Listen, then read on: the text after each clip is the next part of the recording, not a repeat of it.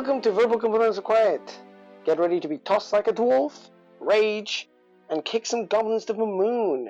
Today we are covering the Barbarian class. Hi, I'm Igor. Hi, I'm Bailey. Hello, I'm Lewis. And we are back because clearly we didn't learn our lesson.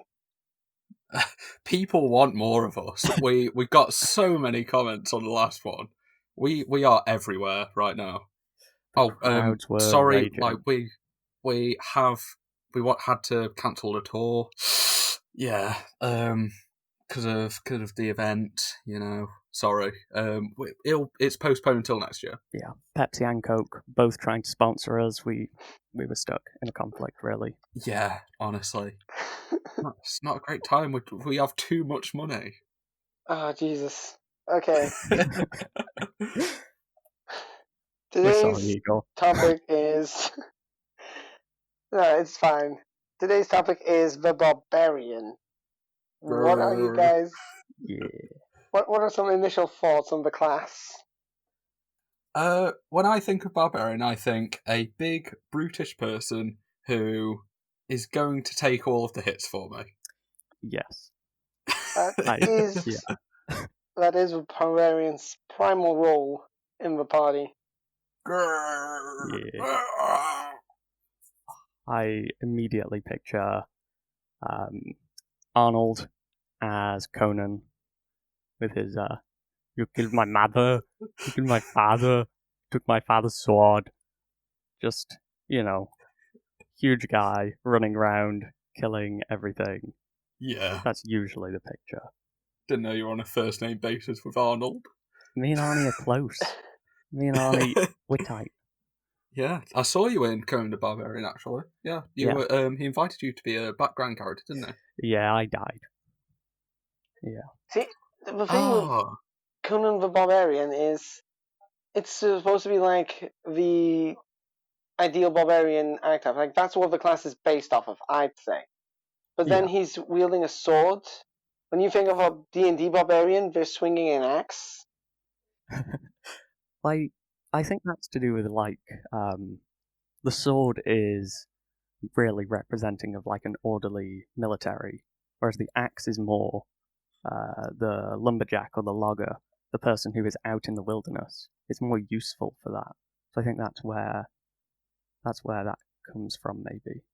It could also be because the sword is supposedly better for offense and defense, whereas the axe, you're just swinging it around to hit things. Yeah, there is far less defense with an axe. Which is very on point for a barbarian, actually. They don't need defense. We're jumping straight into level 1 abilities. No. What do we need to cover? Yes. What role does the class generally serve? I think I have covered that. The big, hit me, do it. The tank. Yes. That is fairly obvious. Although, I'd say if you play your barbarian right, you could also be useful out of combat when it comes to anything wisdom-based. Oh, yeah. Yeah. Like survival and looking through the forest for trees and squirrels. Yeah. You're going to have much difficulty looking for trees in a forest. Where are they? I can't find them. Although, I say that. My poor warlock character had difficulty finding pebbles on a road lined with pebbles. One of their spells is Magic Pebble, and since they rolled less than a 1 on their roll, I've decided that they're not sure what a pebble is. But spells aren't the barbarian's strong point. They are not. No. What barbarians have we played or seen played, maybe? Because I personally haven't played a barbarian. Well, I've been playing a Minotaur barbarian who I couldn't think of a name, so I mashed the keyboard, and his name is Zutsad Fubs, I believe. Minotaur Barbarian, who and I rolled really well on all of the stat rolls, so he wasn't really like mentally deficient. He was more just a quiet guy. He was kind of bland, actually. Now that I think about it, I didn't I didn't really put too much character in there, except he didn't really like people. But except for that, he was an enjoyable character to play. He was a totem warrior. Yeah. Totem. Yes. Is it totem warrior? Yeah. And you can guess which one he chose, which we'll get to. Well, I have some strong words to say about the Totem Barbarian. Bailey, any barbarians from your end? I'm trying to think. I think in the first episode I mentioned my very first character was a quote-unquote barbarian, but we weren't really using the rules. Oh, yeah. I played a few one-shot barbarians, I think, but none in a long-term game, or even, like, more than one session game. So I think I'm lacking in actually playing them. I've helped players make a lot of barbarians, though. I have experienced quite a few barbarians myself. One of the worst ones I've encountered wasn't actually a totem barbarian. Oh, that's different. Surprisingly. Yeah. 1 in a million. 1 in a million. It was still bad. It was, like, horrible to play with. But that's more on account of a player than the actual character. Whoa. The actual character was designed with anime in mind. Oh.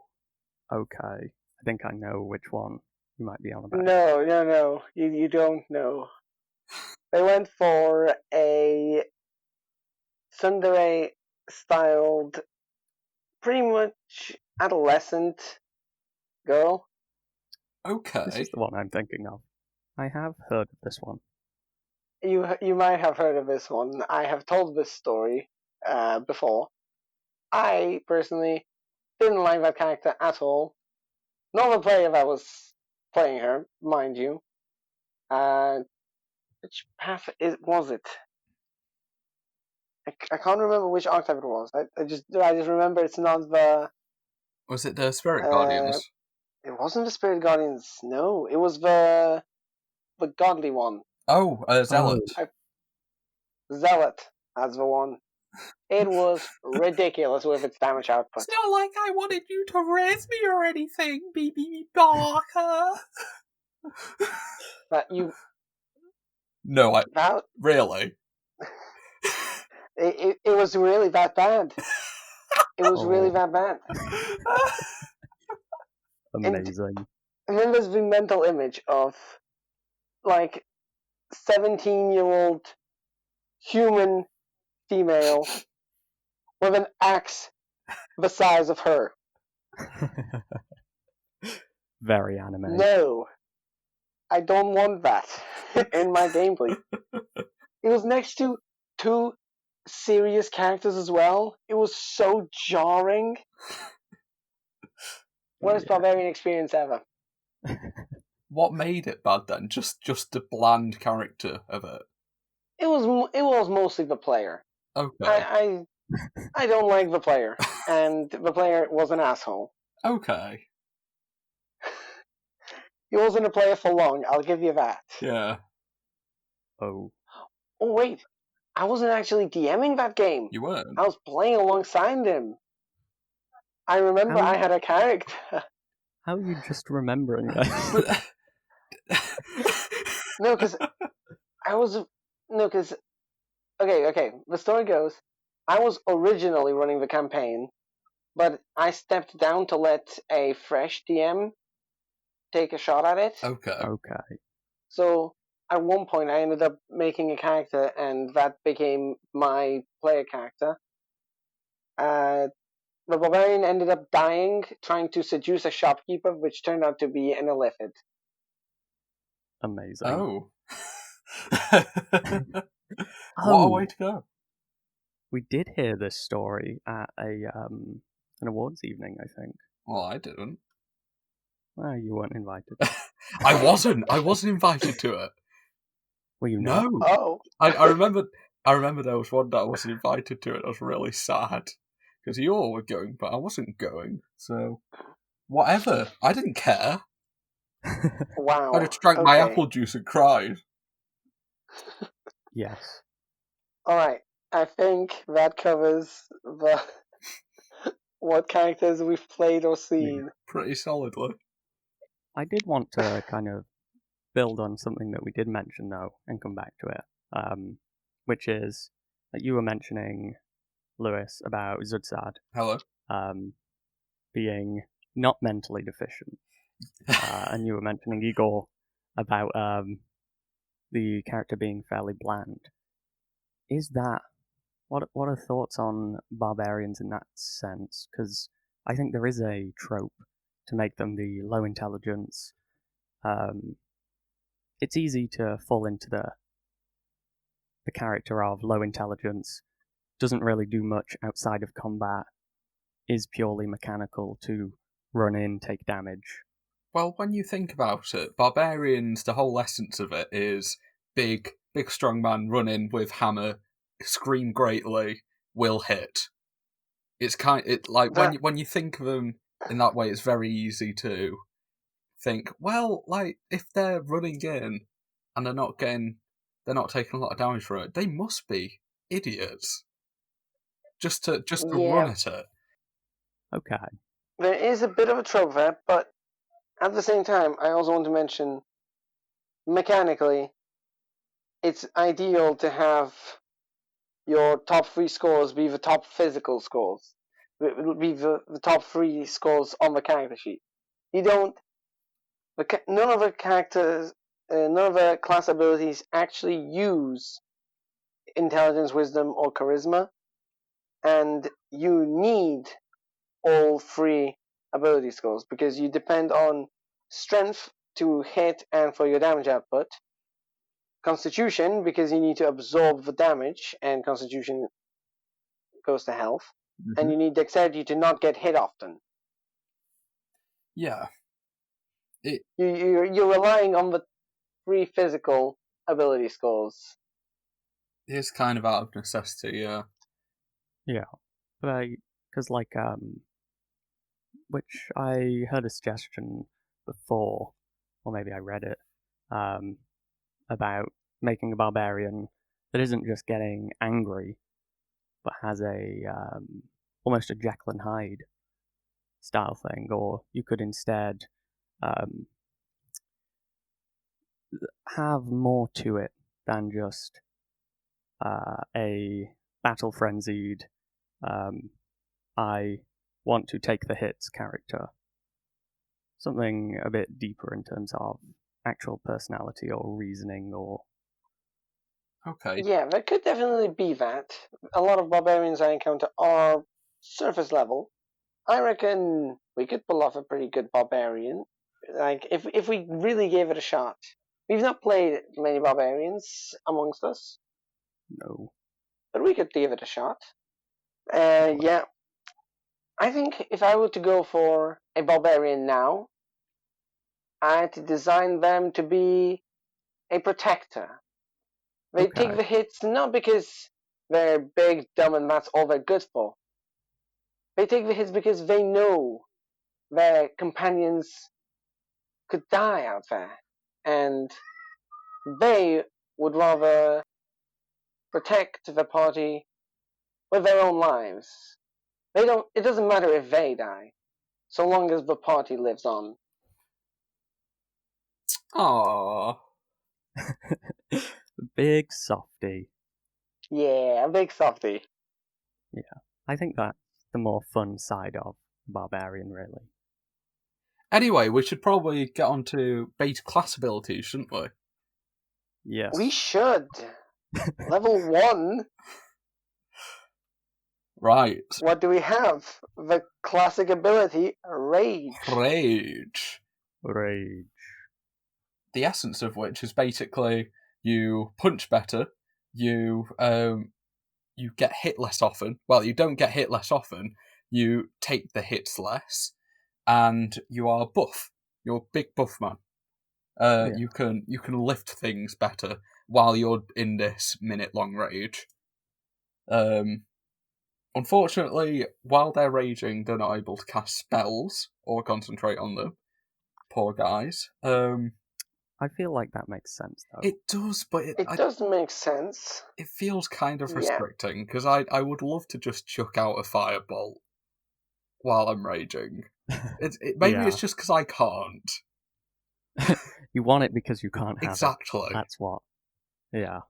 Although, technically, you can't cast spells, but I believe you can still activate magic items. Yeah. That's a so point, you could cast spells via a magic item, such as, the Circlet of Blasting? Yeah, or the Ring of Spell Story. Just check out a scorching ray out of your forehead with your anger. Searing hot anger. Yes. Mechanically, you have advantage on strength checks and saving throws. You deal extra damage with your attacks that rely on strength. And you have resistance to the 3 weapon damage types: piercing, bludgeoning, and slashing. Ew. Why did you say it in that order? because that's the order that it came to my head in. I'm sorry. How dare you? I'm trying to read the Polish player handbook and translate it for myself. We'll do it quicker. I'm sorry. In the Polish one, it's bludgeoning, piercing, and slashing. Perfect. Yeah, brill. Oh, wow! I just read it weird. Wow. So you're the problem. You are. I am the problem. Jeez. The other ability for level 1 is unarmored defense. I love the idea that you don't have to wear armor for a barbarian. Run out into the battlefield nude. You could. Actually, rereading this ability, I only just realised you can still use a shield. Oh yeah, it says right there. Yeah. I, for some reason, had it in my head that you couldn't, and so always picture the two-handed great axe barbarian, but actually, if you wanted to, you could go with, like, a shield and mace, or there's probably a better weapon than mace. Shield and swords, that would work so well for this big softy barbarian, because he's more about protecting. Yeah. I am building the big softy barbarian after this episode. Okay. I don't have a campaign to play him in, but I'll make the character. Yeah, he'll be ready. I think the shield thing could be because unarmored defense is also a feature of the monk. Yes. And I think the monk can't wear a shield. Yeah, which I feel makes sense for the monk, but we'll get to those. Yeah. Alright, second level, are we ready? Yes. Just wanted to say that I do love unarmored defense. I think it's a brilliant idea. Just the idea that I can run out if I really wanted to, wearing anything I wanted, as long as it's not armor. It's just fantastic. Yeah. It makes sense for the barbarian to not wear armor, except for that one archetype that does, and covers it with spikes. Yeah. Yeah. But looking at just quickly circling back, looking at their armor proficiencies, they do get light and medium armor. And shields. They do. It's nice. Which is weird to me. Kind of makes sense. But the medium armor felt weird. Actually, medium armor could make a lot of sense. I wonder if I could build a barbarian who relies on medium armor without specifically going into the archetype that requires armor. I feel like the medium armor can supplement if you have lower dex or dexterity or constitution from the unarmored defense. But like thematically, the lower end medium armor like hide makes sense. But when you get up to like half plate, that seems weird to me. Yeah. maybe a bit jarring, but that depends on the background of your barbarian as well. What if your barbarian was a lord? Ooh. Or... Get out on the battlefield wearing clothes that technically aren't armour, just in your full, like, posh man garb, like with your yes. What do you call them? The pants. The... Pantaloons. Pantaloons and a ruffle. Yes, that's the word I was thinking of, ruffle. Are ready for level 2? Yes. Alright. Reckless attack. Oh, geez. What do we even say about that? I think it's, considering while they're raging, they get half damage. Taking a hit at advantage, when you make an attack to advantage but people have advantage against you, I think it's really good in clutch situations. It's not something that you want to use all the time, but considering you have resistance to non-magical slashing, piercing, and bludgeoning, I don't think it's too bad. Actually, sorry to interrupt you there, but you are not correct. You don't have resistance to non-magical. You have resistance to the damage types, magical or otherwise. Yeah. Oh, sick. I would also point out that what you said is true. It's good in close situations, or if the opponent you're facing has such a ridiculous plus modifier, or you have such a ridiculous low AC, they're going to hit you anyway. But at the same time, every barbarian I've interacted with uses it on every turn. Do they? With the exception of the barbarian you've played. Yes. I'm pretty sure. I'm pretty sure the barbarian I mentioned earlier used it every time because it's free advantage. And I'm not sure if the barbarian in Bailey's campaign, season 5. She didn't use it too often, I don't think. She focused more on, I think, being conservative and defensive than going full on reckless. Big softy. Yeah. Alright. The other thing, what's it called? I have it in Polish here, but I can't translate it. Danger sense. Danger sense. You gain an uncanny sense of when things nearby are as they should be, which gives you an advantage on dexterity saving throws against effects that you can see. So, basically, in dungeons, you go first. Yeah, usually. That how I use it anyway. So frustrating. To me as a DM, I end up choosing dexterity saves so often. And there are 2 classes that frustrate me the most. Barbarians and rogues. Barbarians, because of this second level ability right here. Just the ability to halve or completely negate that much easier. It's really good. Yeah. I think it's lovely. It's really nice. It makes sense, though. I feel like it fits with the barbarian of constantly being on edge, alert, you're aware of what's going on, because you're kind of attuned it's certainly useful. That side of battle and the situation around you. Yeah. Where is it? I'm looking for it's against effects that you can see, which I feel could maybe bring up some conflict about whether something counts as being able to see it or not. I mean, if you turned off the lights in the place, it would be a lot more effective if you were to DM and you were kind of like, grr, I want to get that damn barbarian. I think we're skipping level 3 and 4 because we're going to cover the primal paths later anyways. Yeah. So, level 5. Extra attack, I mean, it has double to happen. CDPF. You can't go wrong. Yeah, that's standard.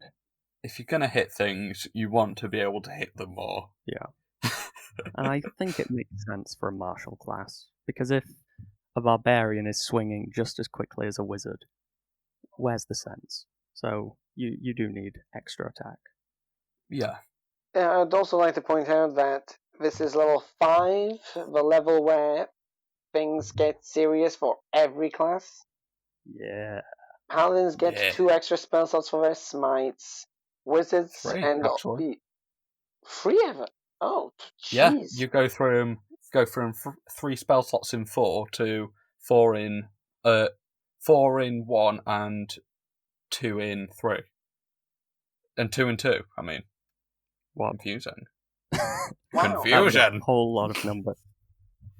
So you get 4 first level spell slots and 2 second level spell slots. Okay. Is how I should have said it. That is a big up. Paladins get extra smites.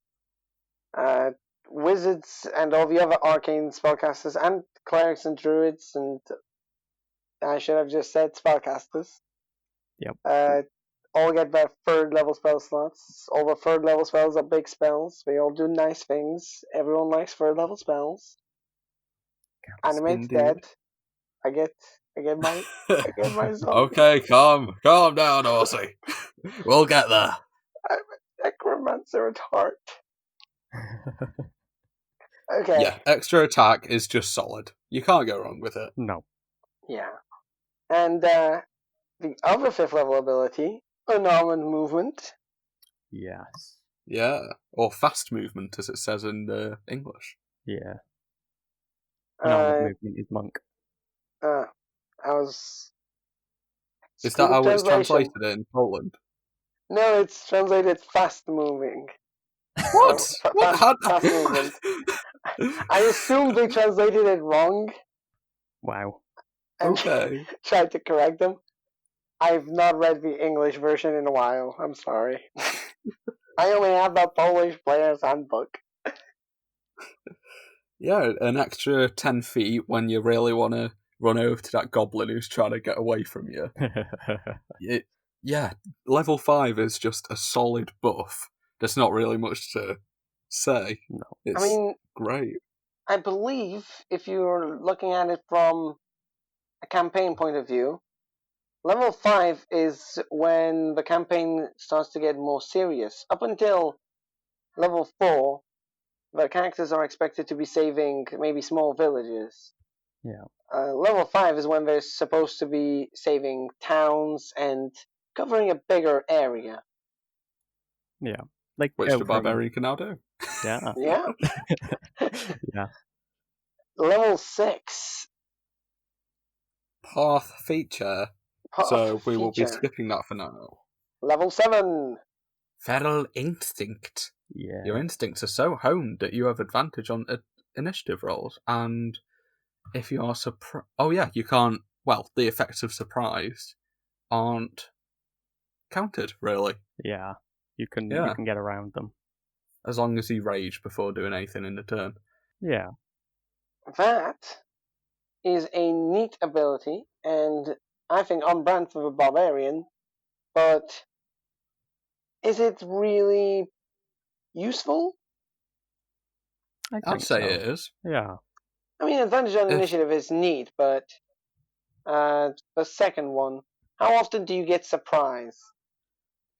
But the whole point of the Barbarian is to be able to soak up all the damage. What that's saying is, if you are surprised, or when you're a Barbarian, you want to go first, so that you can get the rage in, and all damage that is applied to you after that point is halved, so you can take more damage. The quicker that you can get into initiative and rage, the better. Yeah. Essentially. It's very solid, I'd say. Yeah. I also think being able to quickly get to the back lines and shut down any range is kind of a Barbarian's thing. They want to be in the fray, keeping everyone far away from their own allies, and taking your turn first, being able to cover that distance quickly is quite important. Yeah. See, I feel like the Barbarian doesn't want to get him the backlines. I feel like the Barbarian should stand as a wall between the enemy's front lines and your backlines. Yeah, but in the same sense, I think this allows that. It's just about separating the Barbarian from your allies, so that anything that's near the Barbarian is not near your allies. Yeah, I get what you mean.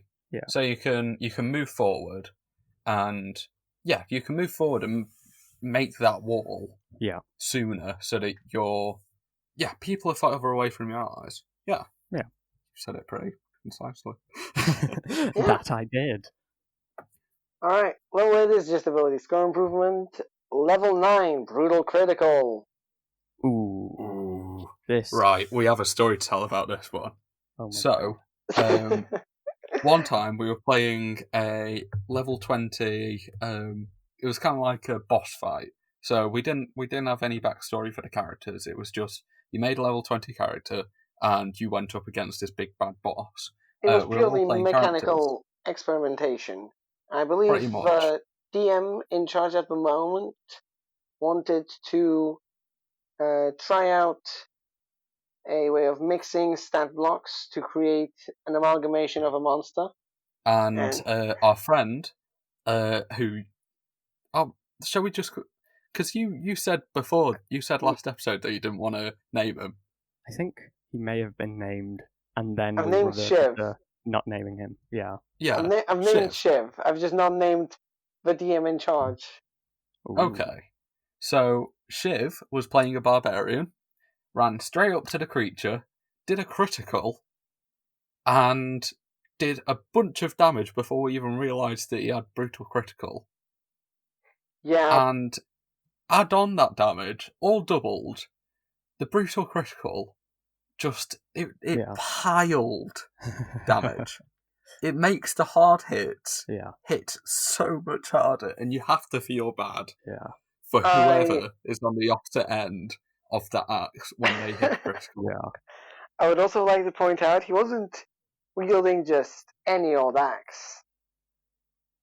He was wielding a very, very potent great axe, which I don't remember the name of. Bailey, you know all the magic items? I don't, because I had never heard of it before that session, but I think it was called Gert's Great Axe. That's the one. Yeah. It is a powerful great axe that doesn't roll just 1d12 damage. No. 3d12. Yeah. And I think the most deadly part of it was that he didn't just crit once. He took a second swing and critted again, and did an absurd amount of damage.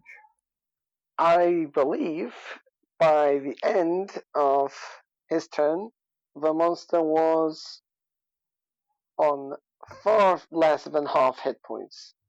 Yeah. Yeah. It was deadly. Brutal critical's good. Yeah. It's very situational, because obviously you need to hit a critical in order to get it, but when it hits, it hits. It's nice to have. What would you guys say about going into Barbarian for 9 levels and multi-classing into Fighter for a bit to get that champion ability and crit on 19 or 20?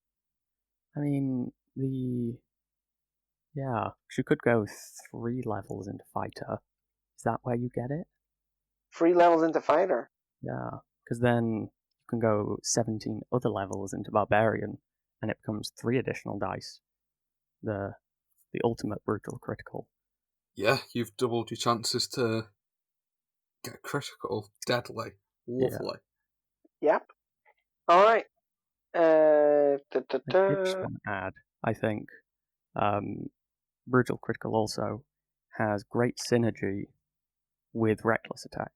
I think that's a very nice set of abilities to go into one class, because you can choose to risk taking extra damage for the sake of potentially getting that brutal critical. It's just enticing you a little bit more. Okay. And it also follows into the path of a big scary man that has to run in and hit hard. Yeah. What's up next on our plate? Level 11. Relentless Rage. Lovely ability. Absolutely insane, honestly, I think. Oh my God. When you're raging and you've dropped 0 hit points, you don't die. You don't fall unconscious. You keep on going if you succeed a Constitution check, which should be pretty high if you're a barbarian. If you succeed, you drop to 1 hit point instead. I think that's absolutely amazing. Yeah. I'd like to point out, this is level 11, where major spellcasters get their 6th level spell slots, where fighters get another attack a turn. This is where the big boy plays start coming in. Yeah. Any ability level 11 onwards is supreme, and a character with such an ability is expected to be fighting to protect countries. Well, potentially, if you're playing villainous, ruin countries. Yes. Yeah. Solid. I think it is a big ability. Great ability. It's so also... So far, the Barbarian really hasn't been bad. It hasn't really had a lackluster one. I mean, you could say that for Brutal Critical, but which is very, very opportunistic, as in it only happens every now and again. But even that's really useful. The Barbarian is solid so far. I wouldn't change a lot of it. In fact, I wouldn't change a lot of the Barbarian as it stands in the table, but the primal paths, that's where we really have to get to. Yeah. We'll dig in there. 12, another ability score improvement. 13, an upgrade to the Brutal Critical. Mm-hmm. Yep. 14, Primal Path. 15, what's on our plate, Bailey? Beginning at 15th level, your rage is so fierce that it ends only if you fall unconscious or if you choose to end it, which is opposed to the 1 minute duration of normal rage. That is nice. That is... my God. I also would like to point out, you no longer have to attack on your turn in order to maintain your rage. Yes. Or take damage. And as you've been leveling up, you have been acquiring more uses of your rage. Up until 15th level, you are at 5 rages a day. Essentially. Yeah. Just stand there and be angry. You can wake up in the morning, psych yourself up, stay angry until you fall asleep. Who says that you even need to not be angry when you fall asleep? That's a good point. Well, no, fall unconscious. Yeah. Who says to sleep? If you become a Warforged, your Sentry's Rest, I don't think, counts as being unconscious. It does not. So you Constant. You could just rage all the time. Robo-rage. I am angry, for I do not have any other emotions. Yeah, a malfunctioning robot. Oh, that could be a beautiful character if played correctly. If played correctly. If played correctly. Yeah. Alright. And I don't think we have any other real abilities until level 18 and then 20, the capstone ability. Yeah. So, level 18. Indomitable might. Beginning at 18th level, if your total for a strength check is less than your strength score, you can use that score in place of the total. Constant 20s. Yeah. That is a broken ability.